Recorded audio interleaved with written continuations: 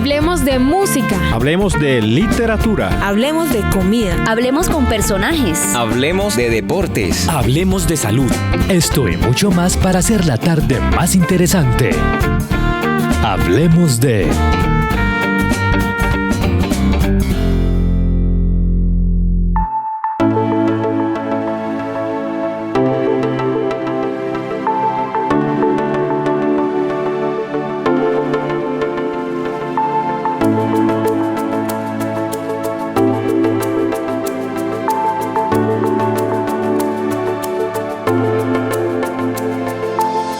Hola, ¿qué tal mis amigos? Bienvenidos a un episodio más de esta serie Hablemos de. Hoy hablando sobre cuándo avanzar te da culpa, lealtades invisibles que te detienen. Y una pregunta, Viviana, ¿alguna vez has sentido que crecer, ganar más o vivir mejor te genera culpa? No es humildad, es lealtad inconsciente. Hablemos de este tema, lealtad inconsciente, muy interesante, la suma de estas dos palabras, lealtad y la inconsciencia. Háblanos un poco de esto. Mira, a veces no avanzamos. Bueno, un saludo para ti y para todos. Gracias. Es que me emociona tanto el tema que quiero entrar es de una a hablar. Mira, Henry, a veces nosotros no avanzamos no porque no podamos, sino porque sentimos que estamos traicionando a un familiar, quizás también a una versión de nosotros mismos que pudo sobrevivir con menos en el pasado. Entonces empezamos también a estancarnos de alguna manera porque no queremos traicionar a la familia, al pasado, a las costumbres, a los orígenes que tenemos. Y el problema, contradecirnos también con algo que dijimos en el pasado. Yo nunca... Óyeme, y me haces acordar de algo. Yo tenía 19 años, Viviana estaba estudiando electrónica en una corporación técnica laboral y entré a una empresa a trabajar como auxiliar de electrónica. Y en algún momento una de las secretarias del ingeniero principal, era una empresa de electromecánica gigantísima, una de las secretarias de él, que son secretarias técnicas, no pudo ir esa semana, se enfermó, y entonces el ingeniero le pidió a mi jefe, mira, ayúdame que ese muchacho me ayude a sacar copias y me ayude. Y cuando mi jefe me dice eso, mi compañero se empieza a reír, me empieza a decir secretaria. Ah, tú sabes, cosas de muchachos, claro, entre mecánicos. El bullying aquel. Y yo le dije a él, yo no tengo alma de secretaria, yo no soy secretaria. Le dije a mi compañero. Como era una orden de mi jefe y estaba empezando una experiencia laboral, pues accedí a ayudar al ingeniero. Con esa premisa que le lancé a mi compañero. 2 años después, Viviana, yo era el asistente principal de la postventa de esa fábrica. ¿Sí? Me convertí en el secretario del ingeniero. Y él me lo recordó. Me dijo, no, es que usted era secretaria. Y fue muy interesante porque yo le dije, ¿sabes que uno a veces habla sin pensar? Y uno a veces puede perder oportunidades sin pensar en que eso lo puede hacer a uno mejor persona. Y ahí aprendí mucho, en fin, la historia es muy larga, pero creo que se relaciona con esto.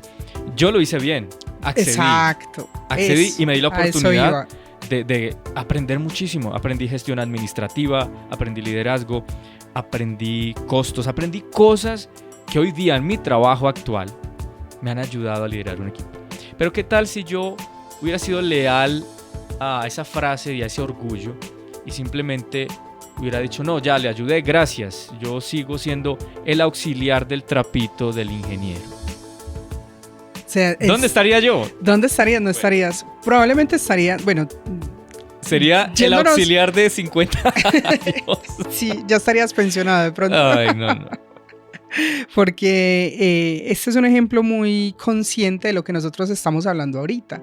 Es esas lealtades que nosotros creamos, inclusive a cosas que nosotros mismos podemos decir o declarar. Entonces, mira, el problema es que honrar el origen no debería implicar que se convierta en repetir ese límite, o sea, que se convierta en ese límite. Avanzar no siempre se siente como libertad, a veces se siente como traición. Entonces nosotros estamos pensando que avanzar es traicionar a alguien, a algo, a una versión de nosotros. Es bueno que nos hagamos esas preguntas. Mira que hay unos datos bien interesantes y es que la psicología sistémica explica que muchas personas se autosabotean por lealtad por lealtades familiares invisibles, que son las más comunes. O sea, yo me puedo autosabotear con preguntas, limitándome en crecimiento, diciendo no a muchas cosas en el futuro, porque no quiero ser traicionero con mi familia, porque no quiero sentir que al yo avanzar y ellos no pudieron, no quiero hacerlos sentir que ellos son menos que yo. O sea, son esas lealtades invisibles que se empiezan a generar. Estudios sobre la movilidad social muestran que el sentimiento de culpa es uno de los principales frenos al progreso sostenido. O sea, la culpa es fundamental para esto, cómo nosotros gestionamos la culpa. Y si nos vamos a ver bien, hay un fragmento del libro de Elena G. White, El Camino a Cristo. Uh-huh. Hay un fragmento del libro donde menciona que al enemigo le gusta que nosotros sintamos culpa. O sea, no, ese es el sentimiento por el que más trabaja que nosotros podamos sentir, porque nosotros a veces no buscamos a Dios porque sentimos culpa, no sentimos merecedores de su amor, de su perdón, de su compañía o de su misericordia. No volvemos por allá por culpa de lo que hacemos, mejor no vuelvo por allá. Exacto, entonces es un sentimiento que más ataca al enemigo y lo hace desde diferentes perspectivas, nos limita, nos cohíbe. Entonces mira que ahí en el programa pasado conversábamos de las enfermedades emocionales y cómo la culpa también era tan importante en eso. Entonces mira que todo tiene como una raíz, una lógica en todo lo que nosotros vamos construyendo y conociendo de nuestra vida. Interesante, yo creo que respondida a la pregunta que tenía aquí sobre qué es la lealtad invisible, yo creo que quedó resuelta, pero vamos más bien a avanzar y preguntarnos por qué se forman esas lealtades.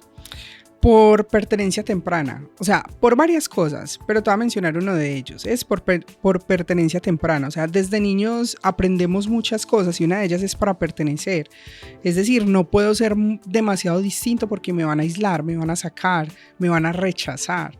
Entonces, claro, me enseñan a pertenecer. Esa es una de las, pertenencia temprana es una de las lealtades invisibles que yo puedo empezar a generar. Es decir, yo tengo que tener un sacrificio. El sacrificio es una norma casi que de entrada.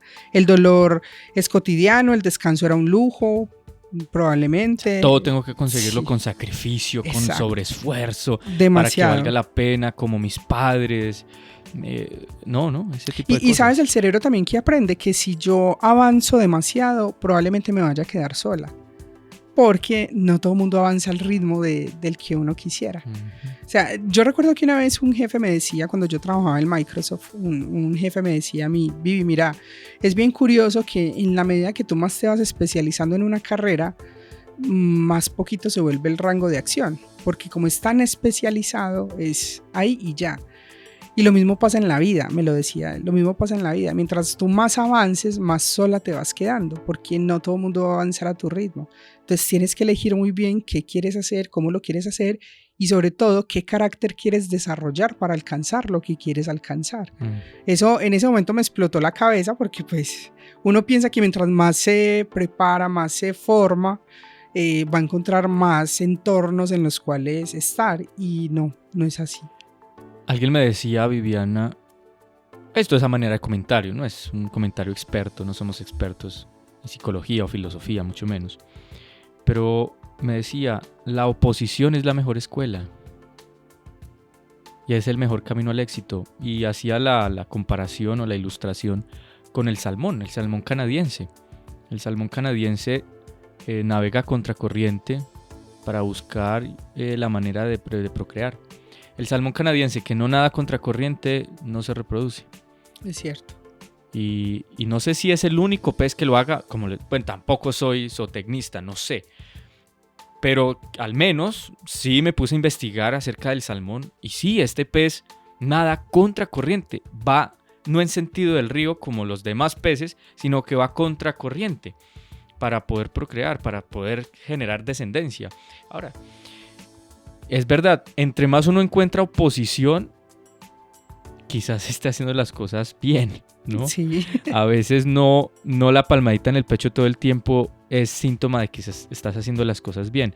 Obviamente hay que evaluar eso tiene muchas aristas, ¿no? No es una máxima aquí que entonces volvámonos contracorriente de todo. No, mira que hay No. una expresión bien interesante y es la ecología, es mi ecología, es decir, la medida que yo vaya avanzando, pero mi ecología no se vea afectada físicamente o sea, con un daño directo, es porque voy bien. Cuando hablo de ecología, es las personas que me rodean, las de mi entorno.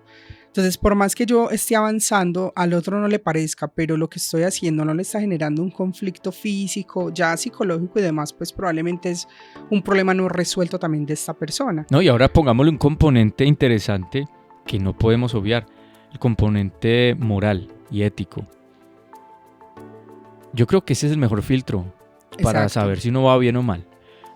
Si estoy yo alineado con mis códigos éticos y morales, en este caso, pongamos la ley de Dios, que es la máxima sobre todas las leyes. Tú le preguntas a un abogado, a un juez, y ellos dicen sí, claro. Toda la ley civil está fundamentada en ese código religioso. Ellos le dicen así, el código religioso, claro. Pero la ley de Dios podría ser, para usted y para mí, podría ser como esa base para determinar si el nado contracorriente, que yo estoy nuevamente apelando a esta ilustración del salmón, pues realmente vale la pena. Y en muchos casos sabes que sí. Sí. Uno se encuentra mucha oposición cuando quiere hacer las cosas mejor, cuando quiere dejar la mediocridad, cuando quiere hacer un desarrollo innovador.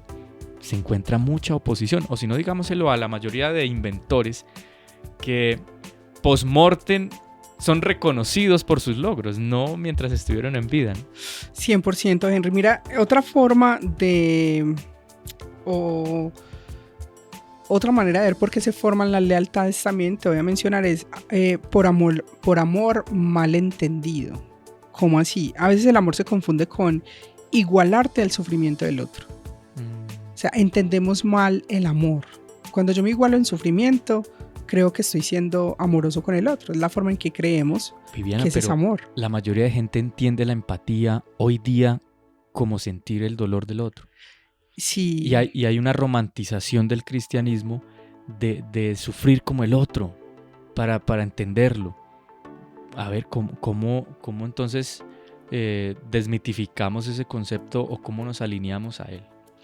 Mira que el tema de la empatía ahorita ya tiene muchos estudios adicionales porque se usa muy a favor o en contra dependiendo de lo que a mí me convenga en el momento. Pues que se volvió popular. Se volvió demasiado ser popular. Empático, pero ¿empático a qué? Empático a qué exactamente. Por más que yo quiera sentir el dolor del otro, no voy a poder. Porque es que tu proceso de aprendizaje nunca fue igual al mío. Entonces perder un familiar para ti no es lo mismo que perderlo yo, porque no sabemos ni siquiera cuáles fueron esos vínculos que se generaron. Entonces decir, entiendo tu dolor, no, o sea, es la empatía en sí, digamos que otra percepción, otra interpretación de la empatía es también tener como esa capacidad de respetar el sentir del otro. Uh-huh. Es respetar el sentir del otro sin tener que poner el mío por encima de. Uh-huh. No es que el mío sea más importante que el tuyo o lo que yo estoy viendo es más importante que lo tuyo, es entender que lo que tú estás viviendo en tu experiencia de vida y en tu proceso de aprendizaje tiene un valor y un sentido único para ti. Yo, cuando tengo la capacidad de respetar eso, entonces estoy siendo empático. Y ahí es cuando yo digo, puedo establecer una conversación con una persona a través de la empatía, no a través del deseo de que sienta algo similar a lo que estoy sintiendo yo, o que yo sienta lo que la persona quiere que sienta. O sea, es bien... Es como poner ese ejemplo de una persona que quiere sentir el dolor de la otra persona y se enfrasca en también que le duela como a esa persona le duele. Pero quizás esa persona se va a molestar, pero es mi dolor. O sea, ¿por qué te metes en mi dolor? O sea, acompáñame, pero yo no te estoy pidiendo que sientas lo que yo siento. Porque también estás invadiendo mi desarrollo de lo que estoy sintiendo y de la intimidad de mi proceso. Que a veces creo que ese límite no hay que romperlo, ¿no? Sí. Hay que romperlo. Y ojalá tuviéramos la capacidad de respetar eso, Henry, porque muchas veces una persona cuando está viviendo un momento de trauma, por decirlo así, de dolor y no quiere hablar, a veces se le juzga, pero es que tú no hablas, no sacas tus sentimientos y quizás esta persona lo que busca es simplemente compañía en silencio. Saber que alguien está ahí, pero que no le diga nada por un tiempo determinado. Cuando yo tengo la capacidad de sentarme al lado del otro, no decirle nada y aún así que se sienta acompañado con todo lo que soy, ahí es cuando hay una verdadera empatía. Es ahí donde se vive realmente. Y podríamos realmente hacer algo positivo por esa persona, más allá de buscar una expectativa propia que realmente sea beneficiosa a nuestra ayuda, entre comillas. Y mira que ese amor malentendido también lo podemos ver desde esta frase, es no tener más que quienes amas. O sea, que yo no tenga más de quien yo amo, es mi mamá, mi papá, mi familia, lo que para mí considere pues que tenga un valor importante en el amor. Que yo no tenga más que esa persona, sacrificar, o sea, tener ese amor malentendido también es limitarme a tener más que el otro, porque me genera una culpa, ¿cierto? No superar a tus padres o hermanos, decir, está bien que yo quiero ser exitoso, pero no quiero pasar el límite de sentir que soy más que mis padres porque no quiero que ellos se sientan mal, no quiero que ellos sientan ¿Eso que... Existe y mucho, wow. Y mucho. Cuando tú estás haciendo acompañamientos a personas en sus procesos de vida, te das cuenta que tienen un montón de... O sea, pero sobre todo cuando son acompañamientos de este tipo. Cuando dicen, mira, es que cuando estoy a punto de cerrar un negocio grande, algo me pasa. O sea, siento un límite profundo, siento un miedo profundo, pero no es ni siquiera miedo al conocimiento, al hacer en sí o a la acción en sí. El miedo es como a que pase algo muy grande. A que de pronto sí me vaya bien. A que de pronto sí me vaya bien. Yo no estaba esperando que me vaya bien, solo era un sueño. Exacto. Y que se vuelva realidad. Y cuando empezamos a analizar... O sea, el miedo al éxito existe. Existe. Viviana, impresionante. Existe. Entonces empezamos a evaluar y son esas lealtades. Lo digo porque uno de pronto puede haber sentido eso, Viviana. Sí, y todos en algún momento lo hemos sentido. Como que no, yo en no hago algún esto contexto de la vida. Me puede ir ya muy bien. Oye, Viviana, qué pena te interrumpo tanto, pero es que es para mí desconcertante tanta nueva información. No, de esto se trata. Y seguramente a los oyentes también. Reiteramos, si usted se siente identificado con algo de lo que hemos hablado acá, le gustaría profundizar más en el tema o le gustaría encontrar una ayuda para superar, lo puede hacer. Escríbanos a los chats, a las cajas de comentarios de este programa y déjenos allí su nombre, quizás un número telefónico para poderle contactar y por supuesto ubicarle la ayuda. Para eso estamos realmente. Este contenido se hace propositivamente para contribuir a la calidad de vida de cada uno de los oyentes. Viviana, ¿hay algún tipo de señales que nos digan si tenemos lealtades? Porque quizás hasta este punto, bueno, aprendimos algo nuevo hoy, pero para nosotros mismos, yo hablo por mí, en representación de los oyentes, ojalá cada uno esté pensando en eso. Bueno, ¿y cómo sé que si tengo ese tipo de lealtades? ¿Qué señales arroja mi mente, mi cuerpo, mis prácticas, en fin? Claro que sí, mira, hay algunas señales, voy a mencionar aquí algunas, es culpa sin razón lógica. A veces todo va muy bien, pero algo dentro de mí no funciona muy bien y siento culpa. En estos días veía un video que decía que no hay nada más frustrante para aquel que sabe el potencial que tiene y no está viviendo acorde a él, porque probablemente hay una culpa ahí. Entonces, una culpa sin una razón lógica, miedo a hacer más, minimizo mis logros. Esa es una señal también cuando empiezo a minimizar mis logros. A veces lo confundimos con humildad, no quiero hablar mucho de eso, pero no, hay que alardear de los logros sin tener que pasar por encima de los demás aclarándolo, ¿no? Pero no minimizar los logros, sabotearte cuando todo mejora, sentir que, no sé si te pasa, Henry, pero a muchas personas sí les pasa, inclusive me incluyo en algunos momentos, no siempre, que cuando todo va muy bien, a veces está ese pensamiento intrusivo de ¿qué vendrá de malo? Que todo está tan bien, que ¿qué va a venir de malo? O al contrario, tanta estabilidad me agobia. Exacto. Empezamos a me desordeno un poquito para sentir confort en el caos. Muchas veces hemos vivido en tanto caos que la estabilidad nos aburre. Sí. Entonces somos leales al caos, Al caos. a la inestabilidad. Esa es una lealtad invisible, por ejemplo. Nos saboteamos cuando todo mejora, sentir que no mereces bienestar. O sea, siempre encontramos una razón para no sentirnos merecedores de estar viviendo en bienestar como lo estamos haciendo en algún momento de la vida. Y nostalgia también por el sufrimiento conocido. Es decir, recuerdo cuando no tenía para comer y ahorita empieza a generar nostalgia porque ahorita sí tengo, hay que agradecer, pero te quedas con esa sensación de nostalgia y esas señales también empiezan a manifestarse, ¿cierto? Entonces se pueden manifestar en el trabajo, en el bienestar, en la identidad de cada uno. Por ejemplo, en el trabajo, ¿cómo? Porque rechazo oportunidades, es decir, no estoy preparado para eso, empiezo a autosabotearme en el trabajo diciendo, no, mira, no es el momento todavía, no estoy preparado, creo que mejor me voy a dar un tiempito más y de ahí ya miro a ver qué decido, lo voy a tomar de manera consciente. A veces sí es bueno tener conciencia para tomar decisiones, pero nosotros también sabemos cuando estamos preparados. Nosotros lo sabemos, lo que pasa es que nos autosaboteamos y nos quedamos a veces en lugares que nos apagan mucho, que nos apagan el brillo, lo que somos cada uno de nosotros. Cobramos menos de lo que valemos. Ese sí que es un factor importante, sobre todo en los profesionales independientes. Les cuesta mucho cobrar lo que realmente vale, lo que tiene su acción. Ese miedo a cobrar, de que yo valgo y vale mi trabajo, ¿no? Sí.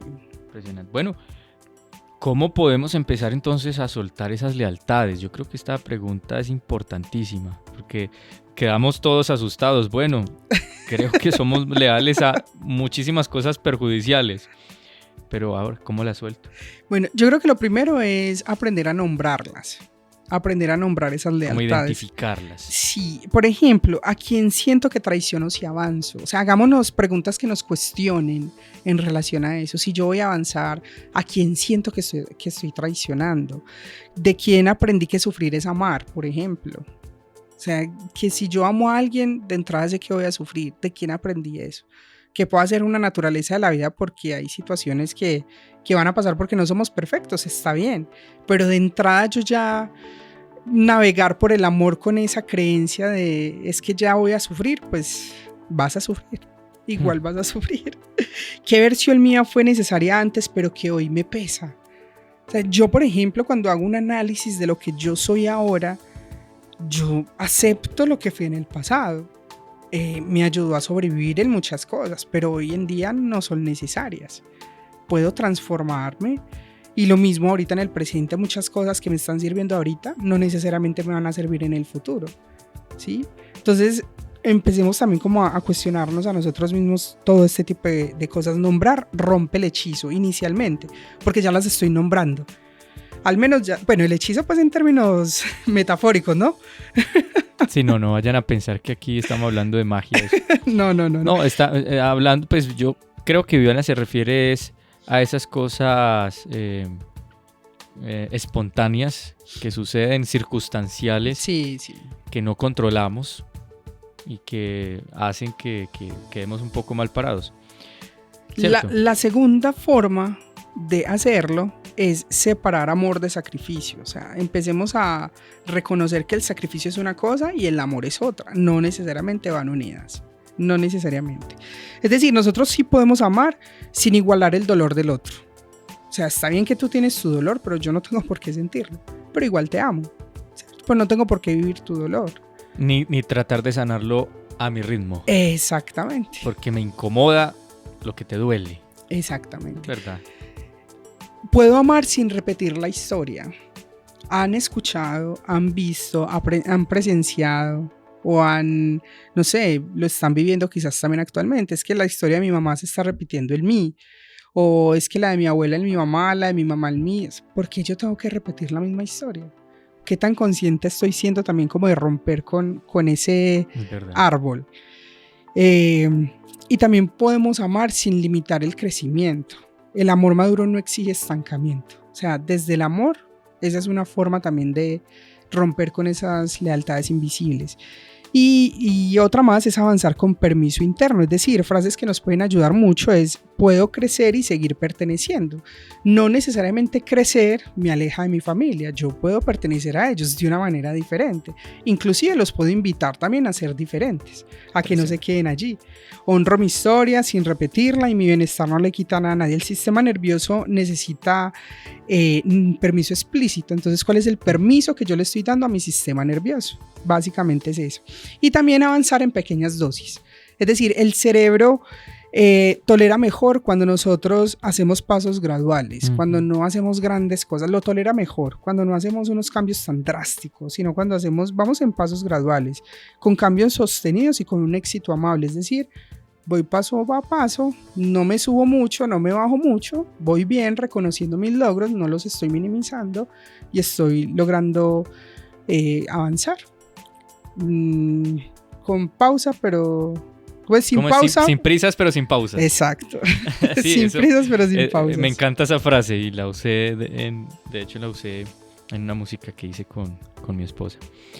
Es verdad, sin prisa, pero sin pausa. Ya al soltar estas lealtades, yo creo que es reflexionar sí. Personalmente a qué estamos siendo leales que no nos conviene, porque es de conveniencia. Usted puede ser leal a su trabajo, puede ser leal a sus principios, puede ser leal a su esposa, puede ser leal a sus hermanos, puede ser leal a compromisos económicos, pero usted no puede ser leal a las cosas que precisamente no le dejan avanzar. Exactamente, mira que nosotros no le debemos el estancamiento a nadie. Honrar nuestra historia también es permitirnos superarla. O sea, eso es fundamental. Y no traicionas a nadie por vivir mejor, te traicionas es cuando no lo haces. Eso es claro. Yo los quiero invitar para que identifiquen una lealtad invisible, o sea, que se tomen el tiempo de pensar. Aquí pueden devolver, mirar las preguntas que mencionamos hace un momento, repetirlas, inclusive ampliarlas un poco más, profundizarlas más. Identificar una lealtad invisible que hoy creas que te esté frenando y escribe una nueva forma consciente de honrar tu origen sin quedarte allí. O sea, es casi que reencuadrar, reescribir, reprogramar hasta una creencia que me permita seguir avanzando. Pues Viviana, lo hemos dicho todo por ahora. Como siempre lo he mencionado desde que iniciamos este programa, no damos conclusiones definitivas. Propiciamos un escenario para que tomemos cartas en el asunto en nuestra vida. Siempre hay una oportunidad para mejorar. Yo creo que esa sería una de las principales premisas del desarrollo de este contenido. Siempre hay oportunidad para mejorar. Incluso las circunstancias adversas no son problemas, son oportunidades para mejorar. Así que esperamos que lo mencionado en este episodio pueda permitirle a usted mejorar o propiciar esa necesidad de mejorar. Así que por aquí dejamos, hasta aquí llegamos y nos encontramos en otro capítulo. Gracias, Viviana. Gracias, Henry. Chao, chao. Chao. Hablemos de música. Hablemos de literatura. Hablemos de comida. Hablemos con personajes. Hablemos de deportes. Hablemos de salud. Esto y mucho más para hacer la tarde más interesante.